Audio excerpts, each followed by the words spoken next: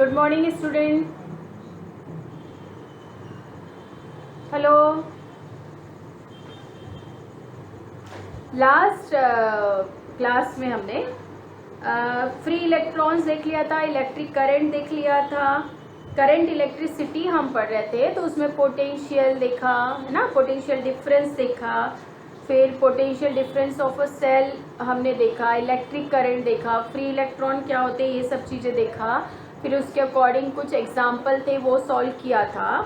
अब हम Ohm's law देखते हैं। ओम्स लॉ भी बहुत इम्पॉर्टेंट है इलेक्ट्रिक के लिए, है ना। इलेक्ट्रिक करंट और पोटेंशियल का रिलेशन बताता है ये ओम्स लॉ, और ये बहुत इम्पॉर्टेंट है सर्किट के लिए, सर्किट डायग्राम में और प्रॉब्लम सॉल्व करने के लिए, मतलब पूरा इलेक्ट्रॉनिक्स के लिए ये इलेक्ट्रिकल और इलेक्ट्रॉनिक्स के लिए बहुत ही, मतलब क्या बोलेंगे, एक बोन है ओम्स लॉ। ओम्स लॉ यदि आपको नहीं समझ में आया तो कुछ नहीं समझ में आएगा, ठीक है। इलेक्ट्रिक करंट का आपको कुछ समझ में नहीं आएगा, तो इसलिए ओम्स लॉ समझना बहुत ज़रूरी है, और उसका एक एक वर्ड इम्पॉर्टेंट है।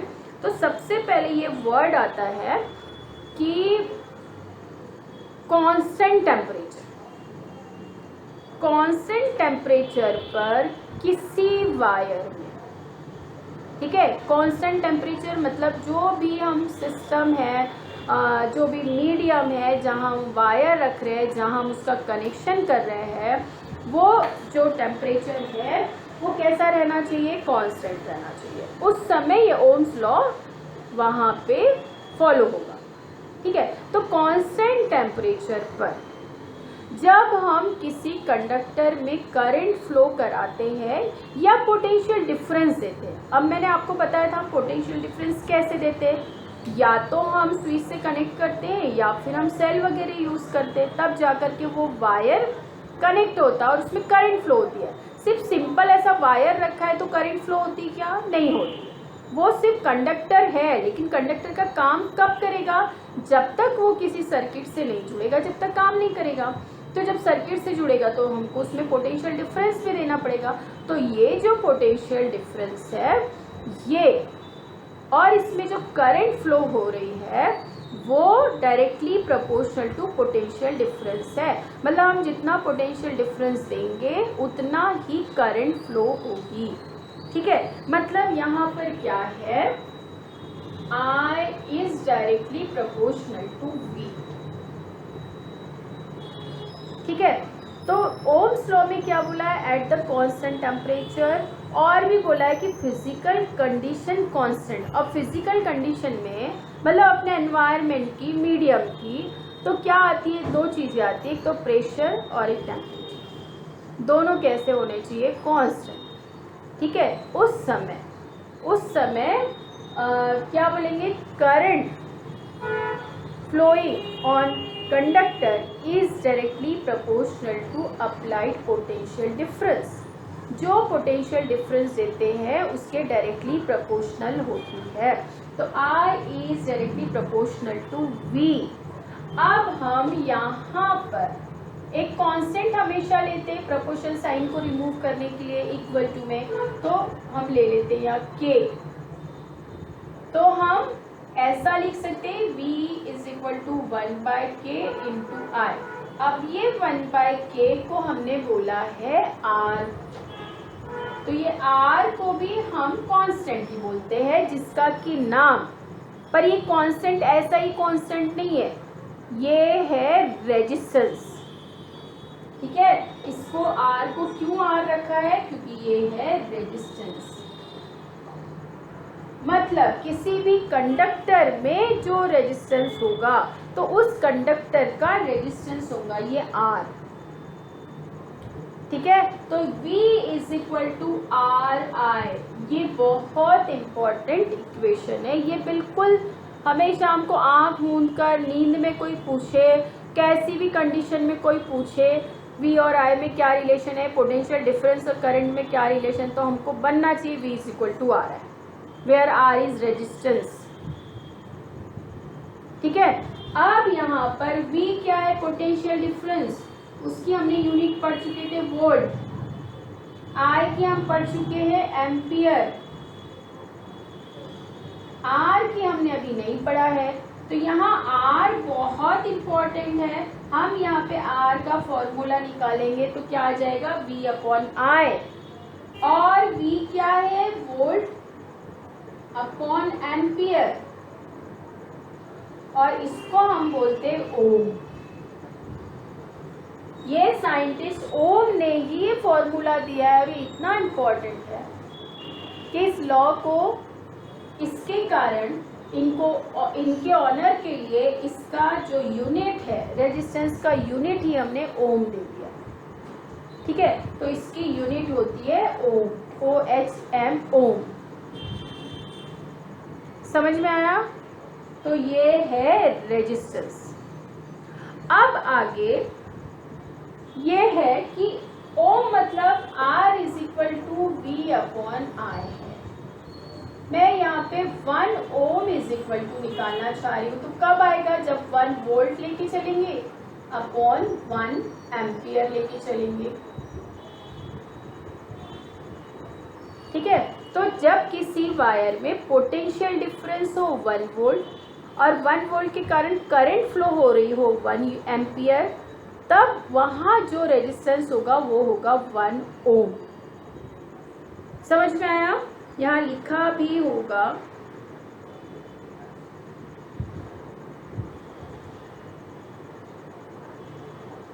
ओम।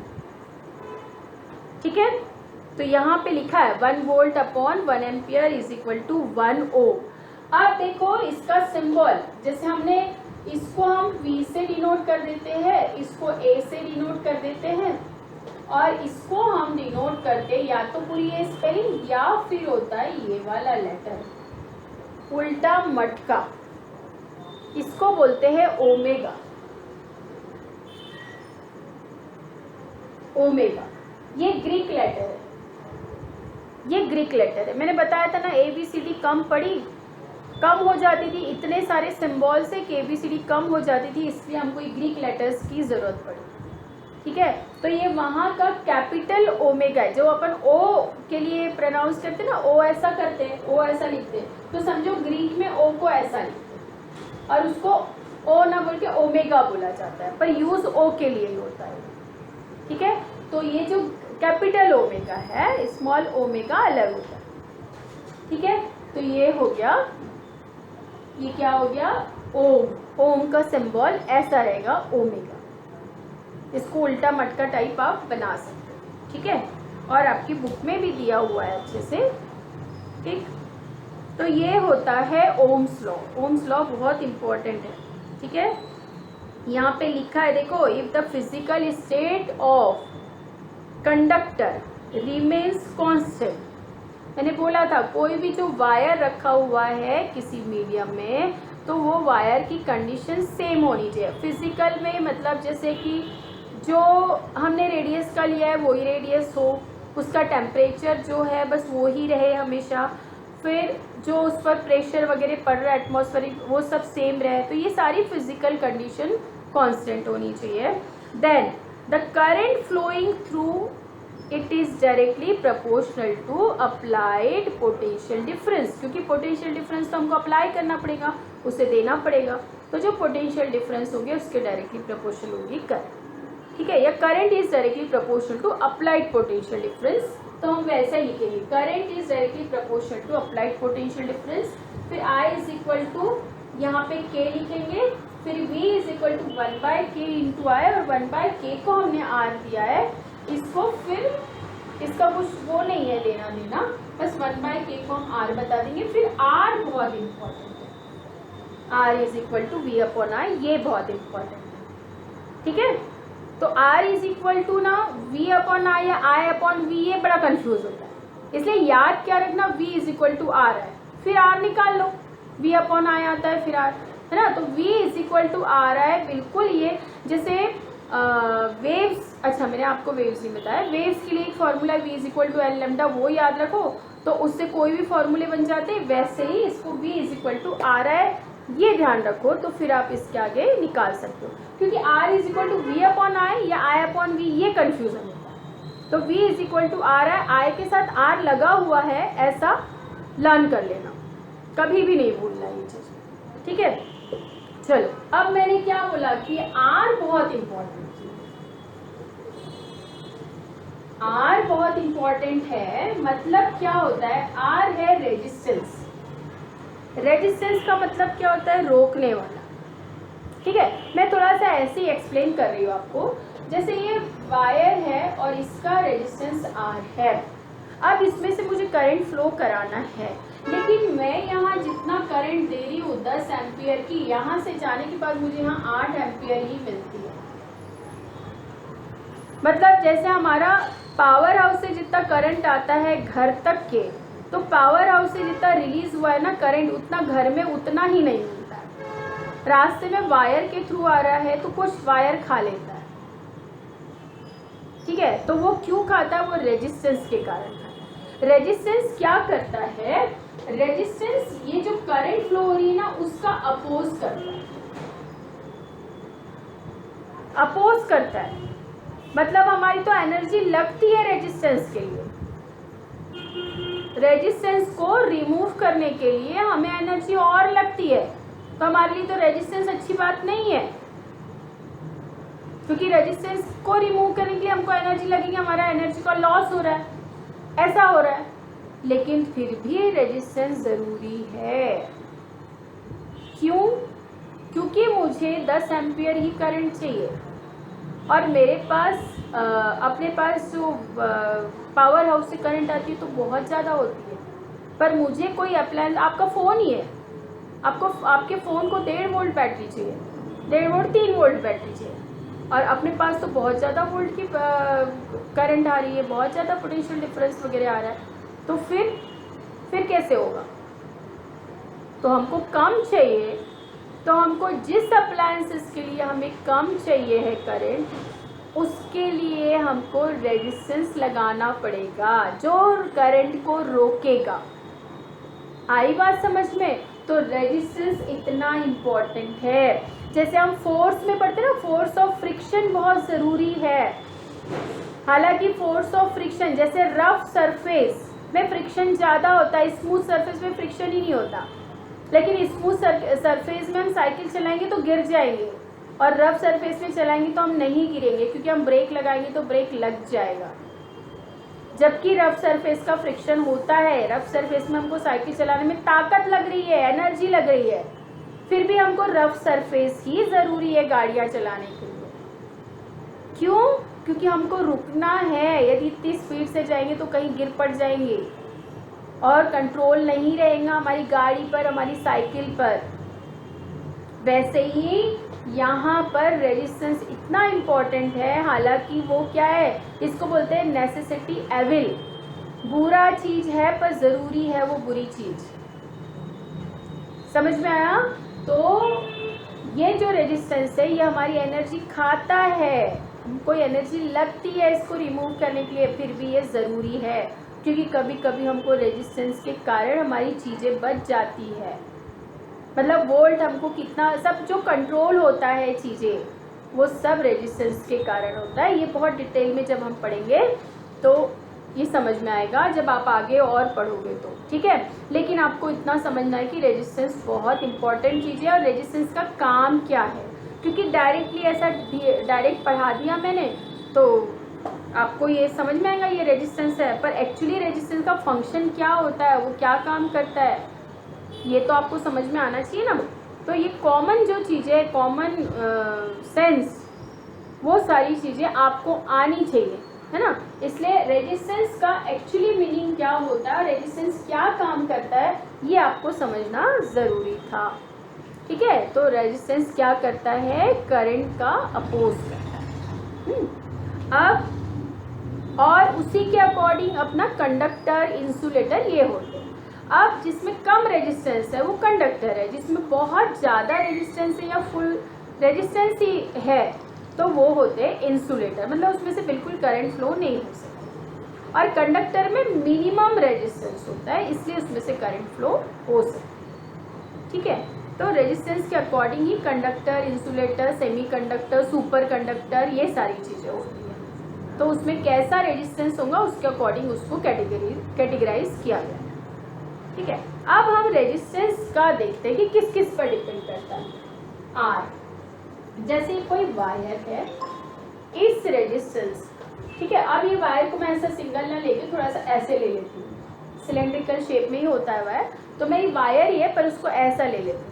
तो इसका ये जो रेजिस्टेंस है वो किसी वायर की लेंथ पर, मैं वायर के लिए ही बता रही हूँ, तो कोई भी मटेरियल का रेजिस्टेंस होता है। ठीक है, तो R is directly proportional to length of object, या वायर भी लिख सकते हैं, डायरेक्टली प्रोपोर्शनल होता है। ये सब एक्सपेरिमेंट किया हुआ है और वो इसमें से कंक्लूजन निकाला है। ठीक है, and R is inversely proportional to area of cross section. Area of cross section. Cross section किसको बोलते हैं? जिसको कट करते हैं। अब ये वायर को मैंने यहाँ से कट कर दिया, तो मुझे यहाँ क्या मिलेगा? यहाँ पे ऐसा सर्कल मिलेगा। तो ये जो कट किया ना, ये जो सर्कल मिला, अब ये सर्कल यहाँ पे भी मिलेगा क्योंकि ये स्मूथ है वायर, तो इसका जो एरिया होगा, मतलब सर्कल का जो एरिया होगा वो इसका क्रॉस सेक्शनल एरिया होगा। ठीक है, तो R is inversely proportional to area of cross section. ये दो रिजल्ट मिले हैं एक्सपेरिमेंट करके, ये सब निकाले, तो अलग अलग वायर का, अलग अलग मटेरियल का निकाला गया होगा, तो हमें ये रिजल्ट मिला है साइंटिस्ट लोगों को। तो अब इसको यदि हम कंबाइन करते हैं तो हम ये लिख सकते हैं L का डायरेक्टली प्रोपोर्शनल है और A का इनवर्सली प्रोपोर्शनल है, ऐसा लिख सकते हैं हम। अब यहाँ पर हम एक कांस्टेंट, ये फिर से प्रोपोर्शनल साइन है, इसको रिमूव करके हम एक कांस्टेंट लिखते हैं R इज इक्वल टू, इसको रो बोलते हैं। अब ये जो साइन है ये भी ग्रीक लेटर है, इसको हम बोलते हैं rho, RHO, rho into L upon A। तो ये जो रो यहाँ हमने कांस्टेंट रखा है इसको बोलते हैं रेजिस्टिविटी। रेजिस्टिविटी, ये जो रेजिस्टिविटी है ये कि जिस मटेरियल का वायर बना हुआ है उस मटेरियल की प्रॉपर्टी है। मतलब ये रेजिस्टिविटी कितनी है ये देख करके हम समझ जाएंगे कि वो इस मटेरियल का बना हुआ वायर है, या लोहे का वायर है तो उसकी रेजिस्टिविटी इतनी होगी। ठीक है, कॉपर का वायर है तो उसकी रेजिस्टिविटी इतनी होगी। पर्टिकुलर ये कांस्टेंट रहता है मटेरियल का। ठीक है, तो ये मटेरियल का कांस्टेंट है, तो इसका वैल्यू हम निकालेंगे तो ये आ जाएगा, इसको इधर ट्रांसफर कर देंगे तो R इंटू A आ जाएगा अपॉन ये L आ जाएगा। तो ये होती है रेजिस्टिविटी ऑफ वायर। ठीक है, अब यहाँ पर देखो ये लेंथ है, ये एरिया है और ये ओम, इनकी यूनिट इसकी क्या हो जाएगी? ओम। एरिया की मीटर स्क्वायर, लेंथ की मीटर, मीटर से मीटर कैंसिल, एक तो बच गया क्या? ओम मीटर। तो रेजिस्टिविटी की यूनिट क्या हो गई? ओम मीटर। समझ में आया? तो ये रेजिस्टिविटी की यूनिट होती है ओम मीटर और इसका फॉर्मूला होता है R into A upon L। तो ये चीजें इम्पोर्टेंट है। और रो को क्या बोलते हैं हम? रेजिस्टिविटी, और इसका जो सिंबल है वो ये है। ये ध्यान रखना आपको, ये हमेशा यूज होगा। आप जितना आगे बढ़ते जाओगे रो, सिग्मा, ओमेगा, ये सारी चीजें आपको यूज होगी। ठीक है, अब है आपका इलेक्ट्रिक सर्किट।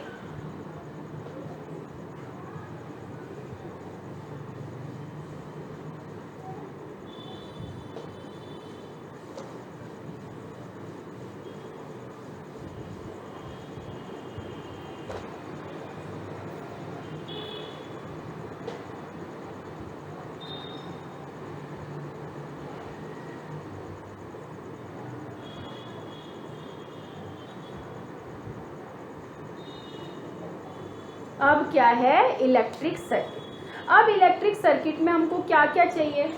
वायर तो चाहिए ही, कनेक्ट करने के लिए, एक सेल लगेगा पोटेंशियल डिफरेंस देने के लिए। सेल को हम ऐसे डिनोट करते हैं, सिंबल भी अभी हम बताएंगे क्या, जो भी हम यूज़ करते हैं सर्किट में उनका सिंबल क्या लेते हैं। ये बड़ी लाइन होती है प्लस, छोटी लाइन होती है माइनस, ठीक है। दो टर्मिनल होंगे, ये देखो ये सारे वायर से ही कनेक्ट रहेगा। आप देखते हो ना घर में कितने वायर्स रहते हैं, सब चीज़ें वायर से कनेक्ट हो जाए। अब इसमें और चीज़ें यूज़ कर सकते हैं, जैसे हम एक ये सिंबल है रेजिस्टेंस का, ठीक है, तो हम ये रेजिस्टेंस भी यूज़ कर सकते हैं। एक हम स्विच भी यूज़ कर सकते हैं, स्विच इसको की बोलते हैं, ठीक है, ऐसा भी कर सकते हैं और ऐसी भी रहती है, ऐसा भी ऐसी रहती है। ये सिंबल भी है और ये इसको टैप की बोलते हैं, है ना, और ये की बोलते हैं। ऐसा भी लिख सकते हैं और ऐसे। और यहाँ पर हम करंट यदि मेजर करना है तो एमीटर करंट मेजर करता है। एक इंस्ट्रूमेंट होता है जिसको हम एमीटर बोलते हैं, उससे करंट मेजर, ए मीटर, ए यानी एम्पियर, तो जिससे ऐसा मीटर जो कि करंट मेजर करता है उसको एम्पियर बोलेंगे। वोल्ट मीटर जो वोल्ट मेजर करता है उसको वोल्ट मीटर। तो वोल्ट मीटर मतलब वोल्ट यानी पोटेंशियल डिफरेंस। अब ये वायर के दो पॉइंट ये है, एक ये और एक ये, तो यहाँ पर हम वोल्ट यानी पोटेंशियल डिफरेंस मेजर करेंगे, तो ये यहाँ लगाएंगे। वोल्ट मीटर हमेशा इसके अक्रॉस लगेगा। और आप ए मीटर कहीं पे भी लगा सकते, ये ज़रूरी नहीं है, ये वोल्ट मीटर अमीटर ज़रूरी नहीं है। जब आपको करंट और वोल्ट नापना है ना, मेजर करना है पोटेंशियल डिफरेंस और करंट, तब जाकर ये लगाना है, नहीं तो ज़रूरी है, ठीक है। इतना भी चलता है सर्किट, ये भी नहीं लगाया तो चलता है, ठीक है। अब हमको देखना है ना करंट फ्लो हो रही है, तो हम यहाँ पर बल्ब लगा सकते हैं। ये बल्ब लगा दिया, अब इसको ग्लो कर रहा है, कैसे बताएंगे, तो ऐसे बता देंगे कि ग्लो कर रहा है। ये ग्लो कर रहा है और सिर्फ इतना बनाया तो मतलब बस बल्ब लगा रहे हैं, ठीक है। तो क्या क्या जरूरी है, एक तो कंडक्टिंग वायर, सेल के बिना पोटेंशियल डिफरेंस नहीं दे सकते, स्विच लगाया तो ठीक है, की मतलब की, और रेजिस्टेंस भी लगाया तो ठीक है, नहीं तो ठीक है। और यदि कोई चीज़ का हमको कनेक्ट करना है, चेक करना है, बल्ब तो हम बल्ब इजी रहता है, उसमें चेक कर सकते हैं ग्लो हो रहा है मतलब करंट फ्लो हो रही है, नहीं हो रहा है तो करंट फ्लो नहीं हो रही है। तो ये चीज़ होती है सर्किट। तो क्या बोला है, continuous path of an electric current through conducting wires connected to the two ends of cell, दो एंड्स के सेल, दो ये सेल के दो एंड है, इससे जुड़ा हुआ है एक wire, conducting wire, and other resistance is called an electric circuit. मतलब कितना ज़रूरी है, एक सेल, एक ये भी वैसे ज़रूरी नहीं है पर लिखा है, चलो ये और ये कंडक्टिंग वायर्स, इतना, तो ये बन गया सर्किट, ठीक है। इसको बोलते हैं इलेक्ट्रिक सर्किट।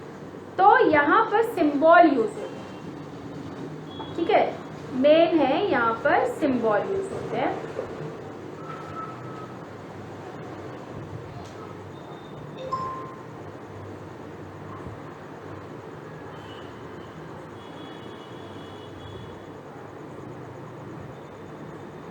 अब आपको ना एक चीज़ और यहाँ पर ध्यान रखना है, करंट जो फ्लो होगी उसका हमको ये डायरेक्शन मस्ट है बताना, ठीक है।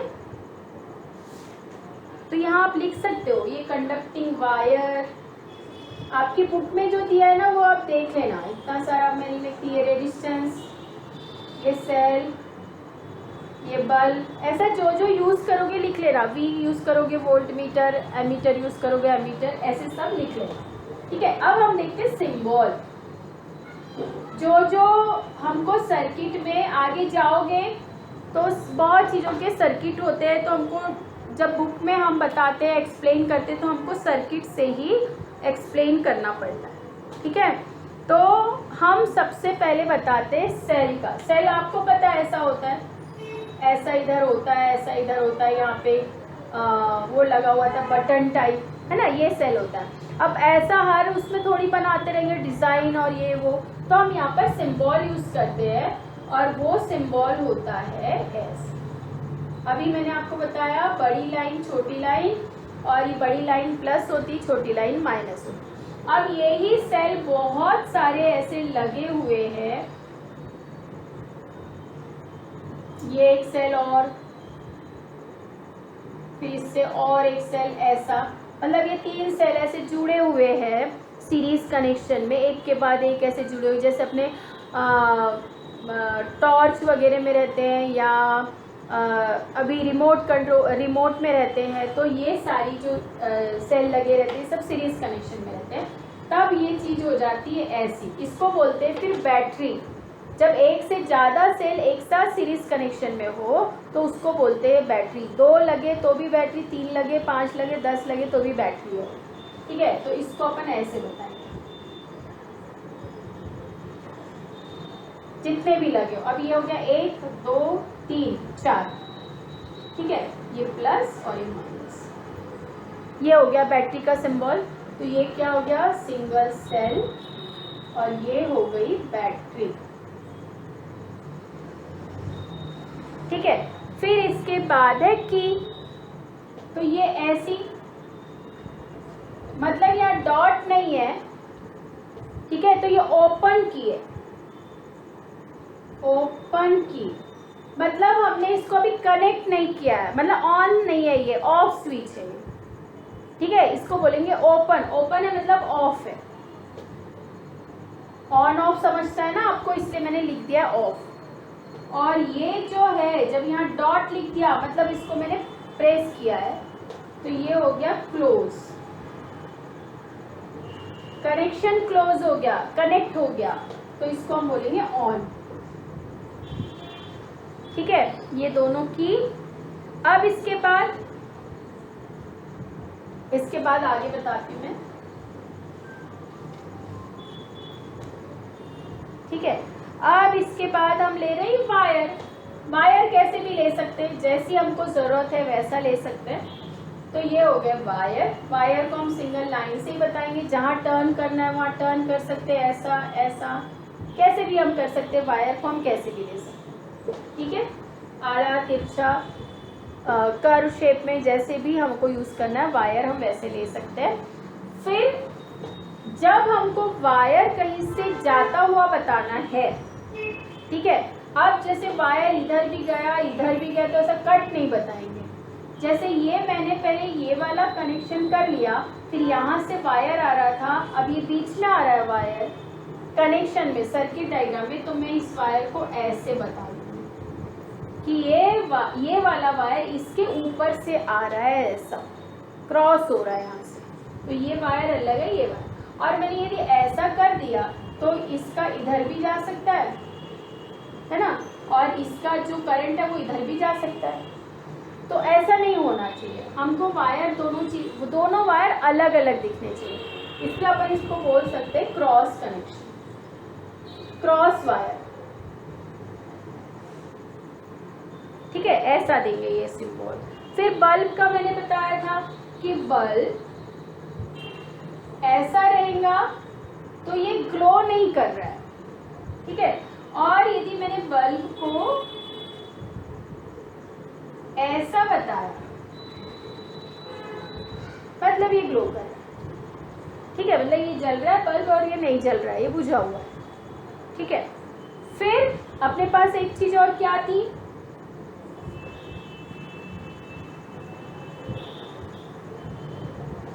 जहां भी हमने यूज किया था रेजिस्टेंस, तो ये हो गया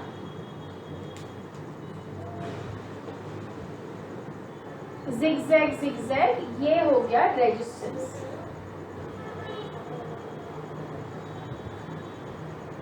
एक और होता है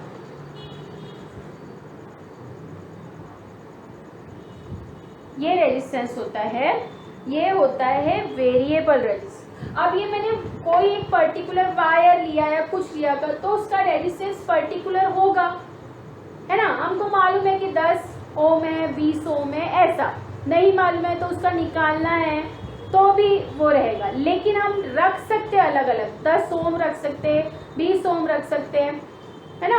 हम अपनी तरफ से वो उसका जो रेजिस्टेंस चेंज कर सकते हैं। एक बॉक्स होता है उसमें कीज होती है, वो हम निकालते हैं तो उसका मतलब होता है हम इतना रेजिस्टेंस यूज़ कर रहे हैं, है ना। तो उसको हम बोलते हैं वेरिएबल रेजिस्टेंस।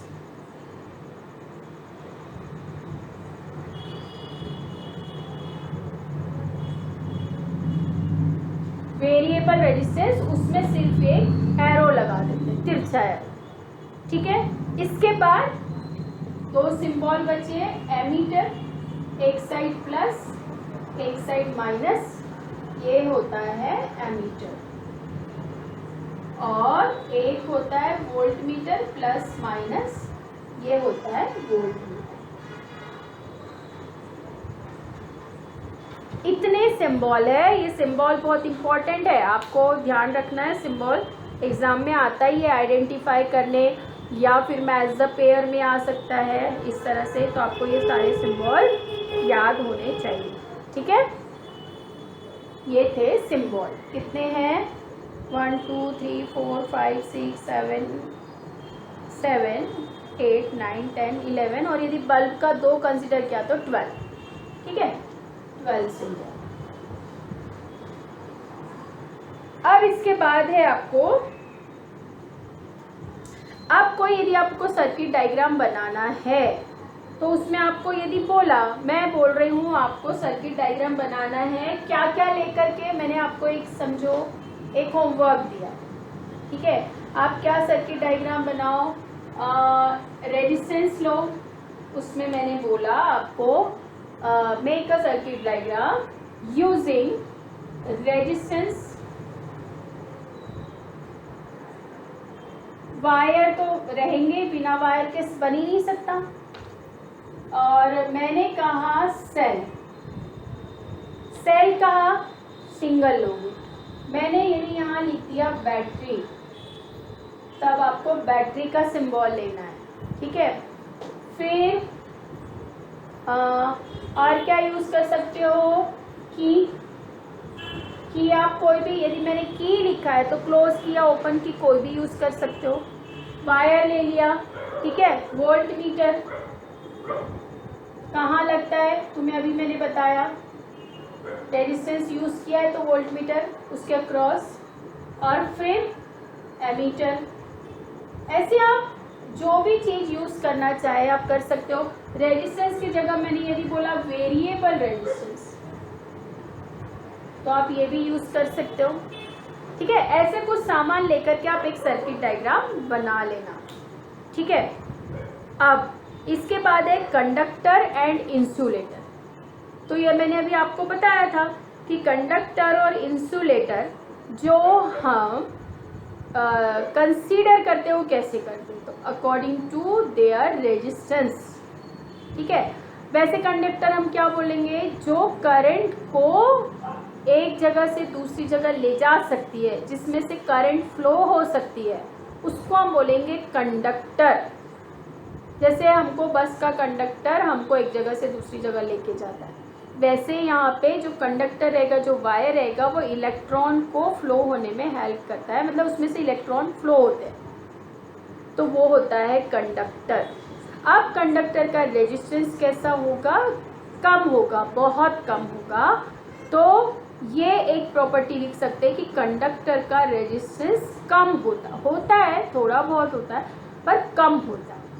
फिर है इंसुलेटर, तो इंसुलेटर में से इलेक्ट्रॉन फ्लो नहीं होंगे, तो हम इंसुलेटर को ये भी बोल सकते हैं कि it is not a good conductor of, good conductor क्या, it is not a conductor of electric current या इलेक्ट्रॉन, ठीक है, ये भी बोल सकते हैं। तो मतलब इंसुलेटर कैसा रहेगा, जिसमें से करंट फ्लो नहीं होगी और जिसका रेजिस्टेंस कैसा रहेगा, हाई। कंडक्टर का रेजिस्टेंस रहेगा लो और इंसुलेटर का रेजिस्टेंस कैसा रहेगा, हाई। मतलब ये भी लिख सकते हो कि इंसुलेटर का रेजिस्टेंस एकदम इन्फिनिटी होता है ना। कभी ये बोला कि किस मटेरियल का रेजिस्टेंस इनफाइनाइट होता है, ठीक है। तो आंसर में क्या आएगा, इंसुलेटर का रेजिस्टेंस इनफाइनाइट होता है, मतलब इतना रेजिस्टेंस हो सकता है इससे, क्योंकि उसमें से बिल्कुल करंट फ्लो नहीं होती, इसलिए तो हमको इंसुलेटर की भी ज़रूरत पड़ती है। यदि हमारे पास इंसुलेटर नहीं होते तो हमको तो करंट लगते रहता था। जैसे कि एग्जांपल है प्लास्टिक है, लकड़ी है, आपने देखा जो भी ये मटेरियल बनता है और वो क्या एक मिट्टी रहती है ना वाइट कलर की, क्या बोलते हैं, प्लास्टर ऑफ पेरिस वगैरह, ये सब चीज़ें इंसुलेटर का काम करती है। नहीं तो हम इलेक्ट्रिक गैजेट को छूते कैसे, जो चीज़ हम छूते हैं तुम देखो वो सब इंसुलेटेड मटेरियल से बनी है। वायर, अंदर कॉपर वायर होता है लेकिन ऊपर प्लास्टिक कवर होता है, लाल पीला नीला ऐसे कवर नहीं रहते, तभी तो हम वायर को छू पाते हैं, नहीं तो हमको तो डायरेक्ट करंट लगता है यदि ऐसा रहता तो। हमारी घर में जो वायरिंग होती है आजकल तो दीवारों के अंदर होती है, पहले यदि दीवारों के ऊपर, पुराने घर देखो तो दीवारों के ऊपर रहती थी, वो भी लकड़ी की ऐसी कुछ बनी रहती थी, उसमें वायर उसमें से जाते थे। क्यों? क्योंकि लकड़ी क्या होती है, कंडक्टर होती है। और डायरेक्ट दीवारों में क्यों नहीं, अभी भी दीवारों के अंदर है लेकिन उसमें प्लास्टिक का क्या रहता है, पाइप रहता है, और वो पाइप के अंदर से वायर रहता है, डायरेक्ट दीवार में नहीं होता। क्यों? क्योंकि दीवार गीली होती है और water good conductor of electricity है, और बारिश के पानी से वो दीवार गीली होती है तो दीवार में करंट आ जाएगा, फिर पूरे घर में भी आ सकता है करंट, यदि पानी आप पोछा लगा रहे हो ये सब हो रहा है। समझ में आया? इसलिए इस तरह से जो इंसुलेटेड मटेरियल है वो भी बहुत इम्पॉर्टेंट है। समझ में आया? तो ये सारी चीज़ें आप पढ़ना। फिर ये आपका ये दिया हुआ है कंडक्टर एंड इंसुलेटर। अब ये कुछ क्वेश्चन है, why are some substances conductor while other are insulators. तो कंडक्टर्स कौन से होते हैं, जिनमें फ्री इलेक्ट्रॉन्स होते हैं, जिसमें फ्री इलेक्ट्रॉन मूव करते रहते हैं, इसलिए वो कंडक्टर है। इंसुलेटर क्यों है, तो आप ये रीज़न भी लिख सकते हो कि जिस ऐसा एलिमेंट जिसके आउटर में 4 या 4 से कम इलेक्ट्रॉन हो वो इलेक्ट्रॉन को दे सकता है, उसमें इलेक्ट्रॉन फ्री होते हैं, है ना। ऐसे मटेरियल जिसमें इलेक्ट्रॉन फ्री होते हैं आउटर मोस्ट ऑर्बिट में, वो कंडक्टर होता है, क्योंकि उनमें वो फ्री इलेक्ट्रॉन्स मूव करते रहते हैं, ठीक है। और इंसुलेटर में ऐसा कुछ होता है। Make a list of conductor and insulator, ये तो सब आप कर लेंगे, ठीक है। अब जो Ohm's proof of Ohm's law है, जो हमने ओम्स लॉ पढ़ा था कि V = RI, इसको वेरीफाई करेंगे, ठीक है। तो इसके दो है कि इसमें हम जो रेजिस्टेंस लेते हैं वो दो तरीके से हम कनेक्ट कर सकते हैं। बहुत सारे रेजिस्टेंस ले सकते हैं, उनको जैसे ऐसे भी कनेक्ट कर सकते हैं, मैं थोड़ा सा बता रही हूँ, बाकी अगले इसमें देखेंगे वीडियो में। तो एक ऐसा बहुत सारे रेजिस्टेंस है, एक ये रेजिस्टेंस, फिर ये दूसरा रेजिस्टेंस, फिर ये तीसरा रेजिस्टेंस, ऐसे हम रेजिस्टेंस को कनेक्ट कर सकते हैं। कब कनेक्ट करते हैं हम ऐसे, मतलब जैसे हमको बहुत ज़्यादा रेजिस्टेंस चाहिए पर हमारे पास ऐसे वायर है जिनका रेजिस्टेंस कम है ना, और हमको ज़्यादा रेजिस्टेंस की ज़रूरत है, वो सब मेजरमेंट करके निकलता है, I V हमको कितना चाहिए उसके अकॉर्डिंग रेजिस्टेंस रखते हैं, ठीक है। तो अब हम ज़्यादा रेजिस्टेंस चाहिए तो हम ऐसे सीरीज़ कनेक्शन में जितने रेजिस्टेंस है उतने लगा सकते हैं और हम रेजिस्टेंस बढ़ा सकते हैं। एक ये मेथड होती है, इसको बोलते हैं सीरीज़ कनेक्शन। मतलब एक का एंड पॉइंट दूसरे के स्टार्टिंग पॉइंट से, दूसरे का एंड पॉइंट तीसरे के स्टार्टिंग पॉइंट से, कोई भी चीज़, चाहे सेल हो, चाहे रेजिस्टेंस हो, चाहे वोल्ट मीटर हो, चाहे अमीटर, ऐसे कनेक्ट रहते तो उसको सीरीज कनेक्शन बोलते हैं। और दूसरा, सबका स्टार्टिंग पॉइंट एक पॉइंट से, सबका एंड पॉइंट दूसरे पॉइंट से, मतलब कैसे जुड़ेंगे, ये एक रेजिस्टेंस, ये दूसरा रेजिस्टेंस, ये तीसरा रेजिस्टेंस, मतलब सबका स्टार्टिंग पॉइंट एक ही पॉइंट पर और सबका एंड पॉइंट एक ही पॉइंट पर, मतलब पॉइंट दूसरा पर एक ही पॉइंट पर सबके एंड पॉइंट, और ये ऐसा वायर, अब यहाँ पे सब हम लगाएंगे जो जो लगाना है, ठीक है। तो ये जो कनेक्शन होगा इसको बोलते हैं पैरेलल। तो इस तरह से दो कनेक्शन होते हैं, सीरीज और पैरेलल। सेल का भी ऐसा ही है, सेल भी सीरीज कनेक्शन में भी लगाते हैं, पैरेलल कनेक्शन में, ठीक है, वो भी पढ़ेंगे आप। तो ये हो गया रेजिस्टेंस का। तो ये इससे हमको क्या रिजल्ट मिलेगा, किस में रेजिस्टेंस ज़्यादा मिलेगा, किस में रेजिस्टेंस कम मिलेगा, और ऐसा हम कब यूज़ करते हैं, ये सब अब हम देखेंगे नेक्स्ट लेक्चर में। अब इस लेक्चर को आप एंजॉय करो अच्छे से, ये सब देखना, नहीं समझ में आए वापस देखना, और भी नहीं समझ में आया तो आप मेरे से पर्सनल में पूछ सकते हो, ठीक है। चले bye bye, have a nice day.